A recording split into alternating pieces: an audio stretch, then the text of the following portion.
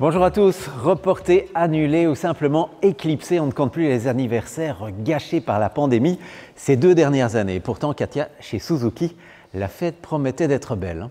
Ja, in 2020 vierde Suzuki zijn 100ste verjaardag. De importeur van het merk in België had voor deze gelegenheid zelf een mascotte gevonden. Een van de eerste in Europa geïmporteerde Suzuki's. Hier opgegraven bij Maïmobile. Oui, installé ici à Leuze-en-Hainaut, ce musée retrace l'histoire de l'automobile depuis ses débuts à travers une collection tout simplement unique au monde. Plus de 1000 véhicules, dont 300 exposés. Et parmi ceux-là, eh bien, une petite Suzuki ramenée à la vie à l'occasion des 100 ans de la marque. Een eeuwige geschiedenis waar we in dit programma op terugkomen door de wedergeboorte van een kleine auto. Tout part d'un appel passé à l'importateur Suzuki depuis les bureaux du Maïmobile à l'été 2020. Bonjour monsieur, une Suzuki Fronte pour les 100 ans de la marque, ça vous intéresse ?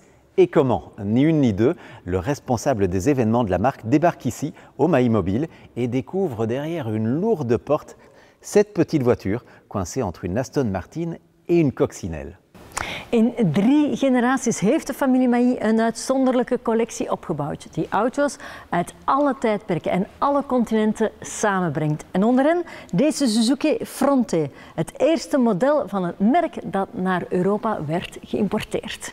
Coté en bourse dès 1920, Suzuki Loom Manufacturing construit sa réputation sur la qualité de ses métiers à tisser. Il faudra attendre les années 50 pour qu'il construise ses premières motocyclettes et grâce aux bénéfices engrangés, ses premières voitures, des voitures ultra compactes, légères, économiques, des qualités qui feront le tour du monde dans un contexte de crise pétrolière. Suzuki had toen al een reputatie voor het produceren van betrouwbare auto's, zoals Japanse merken, waaronder Lexus, dat ook dit jaar weer verkozen werd door J.D. Power voor het meest betrouwbare merk ter wereld. Si Suzuki produit désormais plus de 3 millions de voitures par an, petite pour l'essentiel, il a commencé plus modestement à raison de 3 ou 4 exemplaires par mois de sa Suzu Light, lancée en 1955, archétype de la Kei-Car, ces petites voitures de poche longtemps réservées au marché intérieur nippon.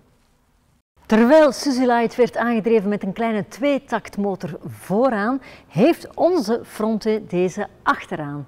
Met een cilinderinhoud van 457 kubieke centimeter, wat het equivalent is van een klein drinkbusje. Du downsizing avant l'heure, dont Suzuki va faire l'une de ses marques de fabrique, une spécialité qui aujourd'hui prend tout son sens dans un contexte de crise et de transition énergétique.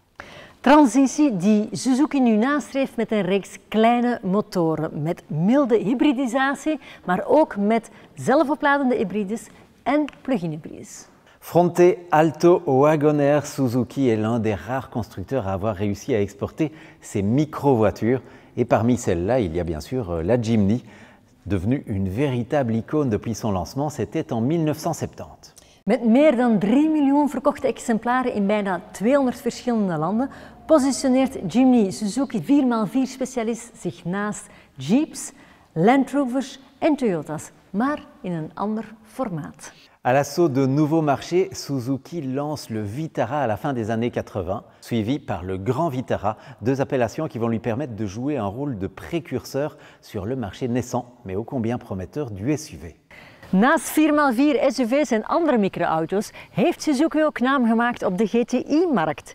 Lichtheid, betrouwbaarheid en compactheid zijn de handelsmerken, maar zijn ook de belangrijkste kenmerken van deze kleine bommetjes die in de jaren 80 verschenen. Oui, en 1986, Suzuki ajoute une petite particule de 3 lettres à son best-seller planétaire. Devenue GTI, la Swift embarque un 1,3 litre de 100 chevaux, largement de quoi affoler les chronos de la citadine.